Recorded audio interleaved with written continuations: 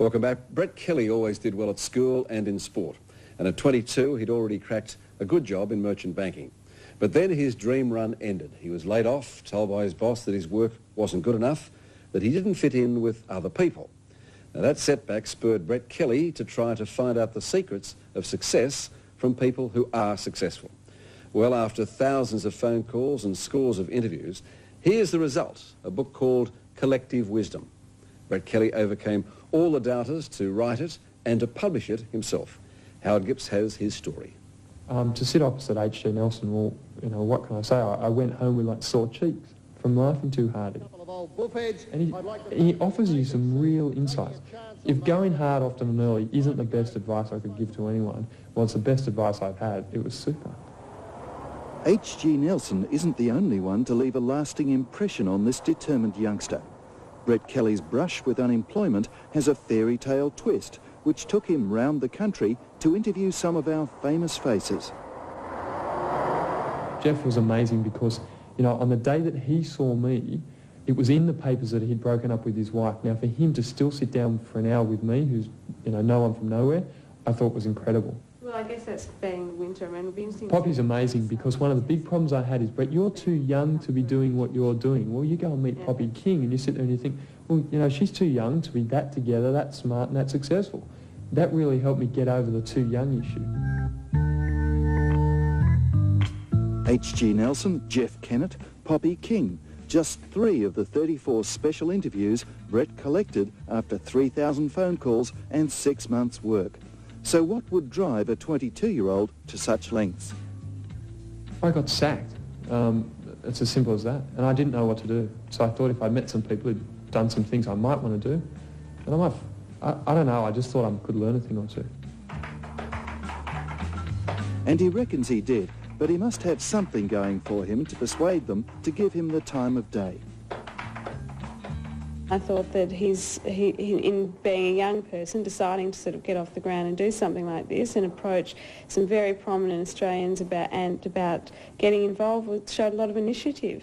I think it showed great imagination, a fair degree of persistence, and also, a lot of thoughtfulness in the kinds of questions. Malcolm was a little bit reticent to answer some of the questions, so it was very challenging. So were they surprised when this 22-year-old unemployed person comes along and says, I want a couple of hours of your time? Yeah, surprise the word. They sort of said, well, okay, but what makes you think you can write a book? Brett saw that the book would be an uphill battle, but he wasn't going to give up. When you're 22, you're unemployed, you've got no experience, no publisher, well then what track record do you have to suggest that you can make a book happen? And that's really what I came up against. They were like, we get asked all the time, can you tell us it's going to end up in a book? And I said, well, I'll give you my word. He managed to persuade 7 sponsors to lend him $21,000 to publish Collective Wisdom, and he met people along the way who cut their costs to make it happen. There you are, standing in the bookshop looking at your book in the new releases section. How do you feel? Howard, it's incredible because I walked into a bookshop and saw a book that was very similar to this. And I saw it right at the beginning when people were calling me, stupid, an idiot, what the hell do you think you're doing, those sorts of things. I saw that book and said, one day I'm going to see my book, like that book, on the shelf. I've heard it said anyone can, publish a book, but not everyone can sell a book. Howard Gibbs there with a very determined young bloke. And Collective Wisdom is in the bookshops right now. It's a good read, especially for your children. Earlier this week, Julia Zeta, our esteemed editor-in-chief of Family Circle magazine, caught up with former PM Bob Hawke. Brett Kelly made it possible as the author of a new book full of interviews with prominent Australians called Collective Wisdom. They both sat down in Mr Hawke's office to muse about the big issues. Thank you both for talking to us, Mr Hawke and Brett Kelly. You put together a wonderful book called Collective Wisdom, and the title I'm sure will roll off people's tongue without thinking about it enough, but it's such a lovely concept. It's a very unusual way how you came to put this book together. Can you tell us quickly how you did that? Yeah, surely I lost my job and I didn't know what to do, so I read a couple of books and I talked to meeting people that had done some things you might want to do and just finding out what it is that made a difference for them, and that really what the idea was. Now, the turning around point for you talking to people was Mr. Hawke kindly agreed to speak to you. What your extraordinarily busy schedule, what made you decide that you'd give Brett Kelly time when you didn't know who he was or whether his book's going to come to pass? I like his imagination. It was something quite different, and I always tried to go out of the way, even at the busiest times of my life, to associate with young people. I like to visit schools, and I get a lot of requests from people who are doing projects, and I try to fit them all in, and I just thought of this young bloke that he had a bit of chutzpah, and when he turned up and saw it, he confirmed that. And I think he's to be congratulated. Now, when you were talking to Mr. Hawke, you must have thought he was one of the most inspirational people of all the ones you spoke to. What did you get out of spending time with him? Julie, it was very different because I only got a small group of about 12 people at a time, and they want people, you know, who are going to jump their chairs about. But then Mr. Hawke agreed to do it, and it encouraged me to really keep going. I'd gone about a month without being able to get anyone, and I then had a sort of new confidence, started pushing a little bit harder. There's a couple of things that you said, if I might ask you about in the book. You said that when you came to government in 1983, we were unsure of one another, the country, unsure of ourselves, unsure of our place in the world, and it's a very confrontational society. What do you think about us at the moment? I've never been more disturbed about the condition of Australia and where it's going. You have a situation where Pauline Hanson and One Nation has injected into our thinking in this country and has made acceptable to too many people the concept some people are second-class human beings either because of their colour or their creed or the length of time they've been amongst us. If you've been here 20 years, you're better than if you've only been here 2 years. You're a better Australian. And this concept of dividing people, putting people down because of their colour or the fact that they're immigrants, is something that I find absolutely appalling. Morally, it's objectionable, and economically, it's insane, because the truth is that Australia's future is with Asia. More than 60% of our exports go there, and while Asia's done at the moment, it will recover and become important. Our tourism industry, which is the fastest growing source of employment for our young people, more than 50% of our overseas tourists come from Asia. And our education system, we have more than 130,000 Asian students here in our various educational institutions, which is marvellous for building future relations. They're also a great export earner. Now, the simple fact is that we give Asians the impression we don't like them, not welcome, or think they're second-class human beings. They have other places to invest their money. They have other places to send their children to be educated. They have alternative sources for their imports. And so, as I say, it's not only to be morally objectionable that you differentiate human beings because of the colour or race, but also economically absurd. So how would you advise Australians to think at the moment to make it a cohesive country again? Well, you've got to tell people the facts. I mean, people are worried and insecure because we live in a time of the most rapid change in the whole of history. People don't have the same sense of security that they used to have. Now, you've got to explain to people that in some sense this is happening because we're getting smarter. We can produce things more efficiently. We can provide service more efficiently than we used to. Now, should we be upset about the fact that as human beings we're getting smart? No. What we should be doing is saying we're smart technologically. We should be starting to get as smart sociologically, so that we face up to the fact that our genius in science and technology is giving us opportunity for a better way of life, better standard, better quality of life.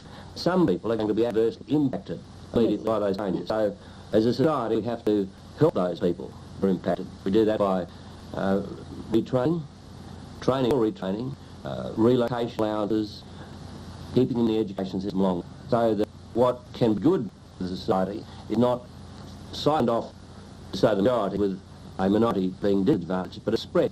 Now, if we explain the facts of life and that the simplistic propositions of Hanson, who seems that we can hop off the world, just hop off, put a fence on ourselves, this is a bloody nonsense. It is not only a nonsense, but it's going to be self-defeating. In Queensland already, Mrs Hanson's impact has been to create less job opportunities for young people in Queensland because people are not investing there. People are going to send their kids there. They're sending elsewhere. Now, what great contribution that is. So it's not a question of abusing Mrs Hanson or getting in personal vilification. It's a question of just putting a fact out, showing how self-defeating as well as immoral it is to carry on this way. It's interesting that you bring up humans being smart, because it was the last thing that I want to ask you that I note here. You put that down, in a technological sense that humans are getting smarter, and that what you just said, some will benefit in different ways as a result of that. and that humankind is getting smart at making things and producing services. Are we getting happy, Mr. Hawke? Are we spiritually more satisfied? Well, we'll come to the spiritual side in a minute. I can tell you I just went to the dentist the other day. Yeah. And I remember going to the dentist as a kid. And my God, I'm happier today. I'm happier today because of the marvellous increase in technology. It doesn't scare the big faces out of me. Yeah. And it used to be absolute hell. If you look at people, let's talk about labourers. Isn't it better that they have forklift trucks now? Stack and pile of goods than fishing out broken back. Do you want to go back? Do you want to say we're going to put a moratorium on human genius technology? Of course we're better off. Are we more fulfilled as people in? Are we more fulfilled? Well, those who are getting the benefits without the pain, yes, I would think, no question, are happy. As though, I've put it forward as though we've had a collective lobotomy. And one side of the brain is just bursting ahead with genius, but the sociological side, the social engineering side, hasn't kept pace. We've got to be prepared to rethink so that we take advantage of our genius and make sure that people don't suffer. Thank you both very much for your time. It's been very good talking to you. Thank you, Julie. Thank you.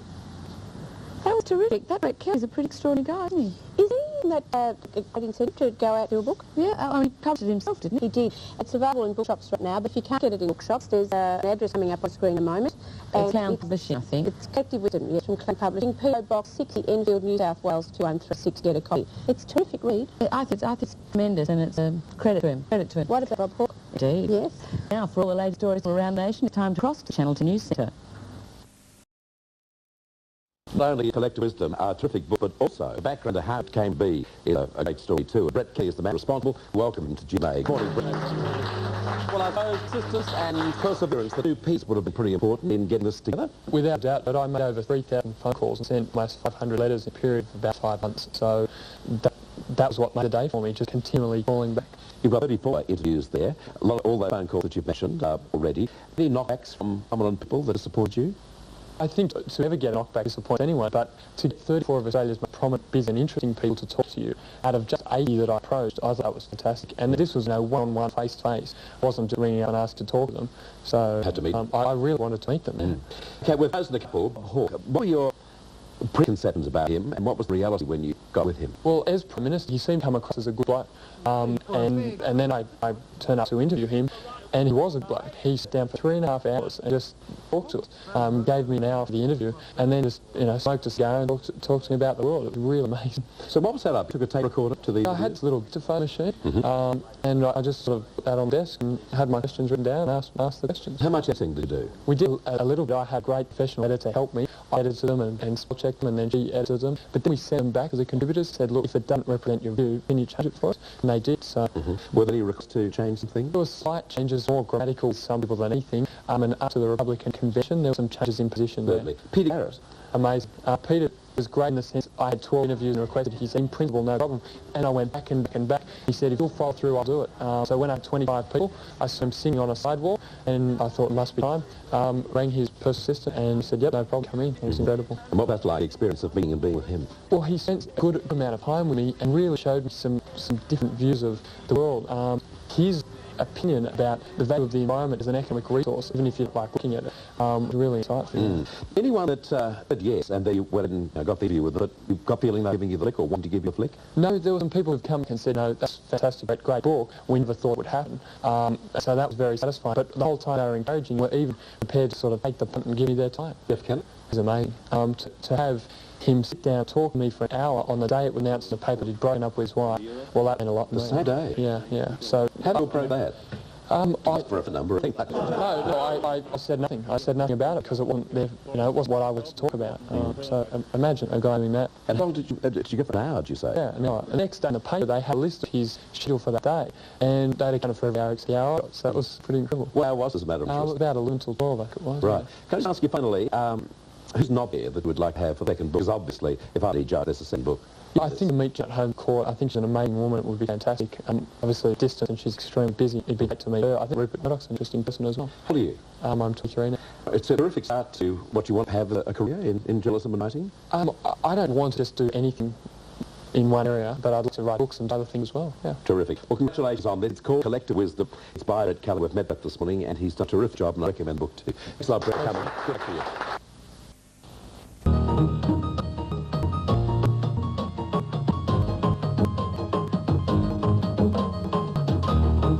National Press Club Australian Democrat Senator Natasha Stott-Spoyer launching book Collective Wisdom at Brett Kelly. It's the result of interview with 34 prominent achievers who offer their insight into issues affecting young Australians. Natasha Stott-Spoyer and Brett Kelly with today's National Press Club address. Ladies and gentlemen, welcome to today's National Press Club Telstra address. We're very pleased to welcome Senator Natasha Stott-Spoyer and Brett Kelly. As you've just heard, Brett has written a book derived from called The Collective Wisdom, and it is the distillation of the thought of those Australians he called upon. One of the being Senator Stott-Spoyer. She's not actually launching books, she's here really to talk about some of the issues it raises and some of the policies that affect young people who are the focus of most of this work. I'll call upon her to speak to you first, and you'll have the chance to ask her questions afterwards, but between her address to you and question time, you'll hear from the author. But first of all, let's welcome Senator Stott-Spoyer.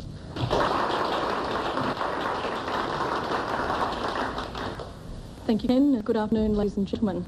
I begin by acknowledging the Ngunnawal people, traditional owners of this land. And as Peter Garrett says in Collective Wisdom, all the land here, with some exception, was taken illegally by settlers when they arrived. It wasn't lawfully taken from Aboriginal people, it was illegally taken. Well, it's an honour to speak at the launch of Brett Kelly's book today. Collective Wisdom is about having an idea and making it happen. Brett shares with us the wide-ranging views of 34 Australians. They tell us who or what influenced their lives and talk about their views on issues like republicanism, tax reform, drugs, euthanasia, education, employment and racism. From Professor Gavin Brown's belief that education is about the excitement of ideas and respect for them, to Lindsay Fox's comment that money is byproduct of job satisfaction. We all have people in public life that we admire. We usually only get glimpses of what lies behind public face. We wonder what is the drive, a direction that propels them in their accomplishment. I'm particularly pleased to be a part of this launch today because it is a successful youth story. And if it were not for soapy stars or sports stars, there would be few positive images of young people in our newspapers or on our televisions. The easiest way, in fact, for a young person to get coverage in the mainstream media is for them to meet crime. And as the federal election campaign begins, we can expect to hear about the youth crime wave and policies which seek criminalising young people, excluding them from public spaces with curfews, move-on laws and sweep operations. It makes you wonder, what is public space for? And aren't young people members of the public? In fact, the way that we manage young people in public space has been described as spatial apartheid. This spatial apartheid also exists in some sections of media. Here's a surf report from the mainstream shock jocks. Story about youth employment, accompanied by a picture of young people at the beach. If only they were trying harder. Generation X, a lost generation. Slackers, drugs are young people. Doll blushers are lost youth. A story no parent can afford to miss, indeed.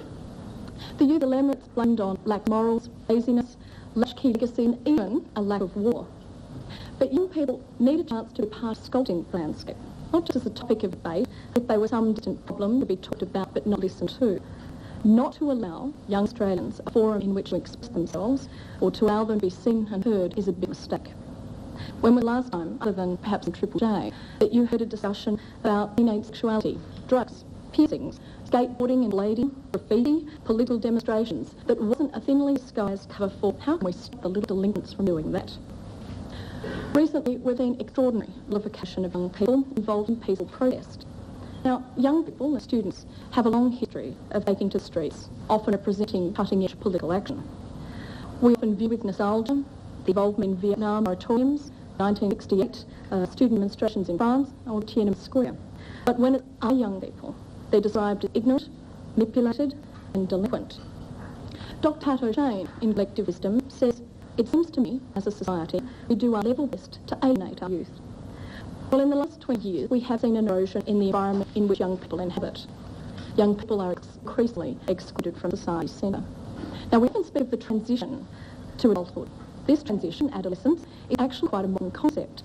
In most previous societies, a specific ceremony marked the change from child to adulthood. In modern society, however, growing up has been extended. We're marrying later, we're having children later, we're in education longer, we begin paid work later. Many people have their first drink or their first puff before their first job.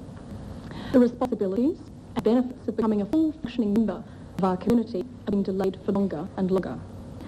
But there are also specific and intentional government policies which seek to delay recognition of young people as people, not just as beneficiaries of the family and dreams of the state. Youth employment in Australia is now 29.9%.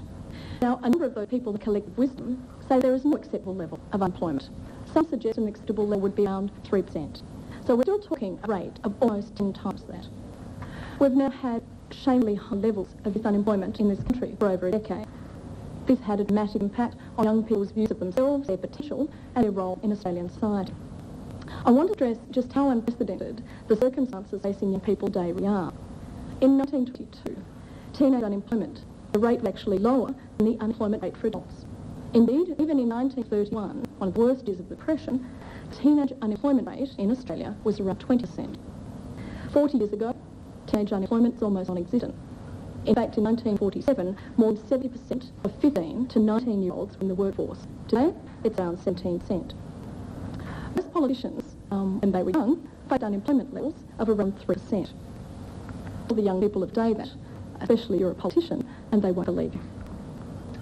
For the last election, the Prime Minister, in the second debate, said in part, "I've developed a plan for youth unemployment. I will actually do something about it. I will ensure that there is some hope offered to those young Australians without a job." Well, a year later, in fact, the week that the Work for the Dole scheme was announced, there was the Prime Minister in one newspaper saying, "You owe us." The Prime Minister was here yesterday defending the $10 million that will be spent on advertising at GST. And the Treasurer, Peter Costello, will be here on Friday talking about the 1997-98 budget, coming in at a miraculous $2.3 billion ahead forecasts. But this government has replaced the deficit, a budget deficit, with a social deficit. In fact, in this government first budget, nearly all the money came from hitting young people with cut to programs and higher fees and charges. The last budget contained no measures for job creation and slashed further $147.6 million from the provision of employment services under Job Network. Work for the Dole was extended and young employed people were restricted in places in which they can live. The budget did make a tax deduction on buying a new suit for your first day of work. So for those who don't get jobs, or as the Youth Affairs Council of South Australia has said, if you're over 65 and if you have the flu, it was an okay budget.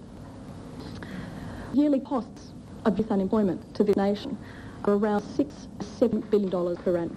The social costs, of course, to generation are immeasurable. But rather than finding solutions to youth unemployment, or at least recognising that in some circumstances it's beyond young people's control, these young people are then blamed for being unemployed. In collective wisdom, Hawke says, we're going through a period of blaming unemployed people for being unemployed. Get a haircut, get a job. They're blamed on graffiti and piercing and grunge, public schools and migrants, and that's saying, well, why don't you just get a job at McDonald's? Well, I'm sorry, there just aren't enough rides to go around. The answers? Keep Dole Diary, job in a Dole Blood hotline, Work for the Dole, and Common Youth Allowance, all programs targeted at young people. And all of these sending these messages that young people are something to be scared of, they may be untrustworthy, that they need to be coerced into work or education. Well, there are extraordinary changes taking place in the area of income support with the introduction of Common Youth Allowance. Now, the greatest danger of the CYA is that those who are unable to participate in education training for various reasons, those who are already marginalised in multiple ways, will be forced over the edge of the system. The same government has brought you increased tax, upfront university fees and savage cuts to university and school funding. Now requires young people to stay at school until they complete Year 12 in order to be eligible for income support. Schools with inadequate funding will be forced to cater to students who don't want to be there.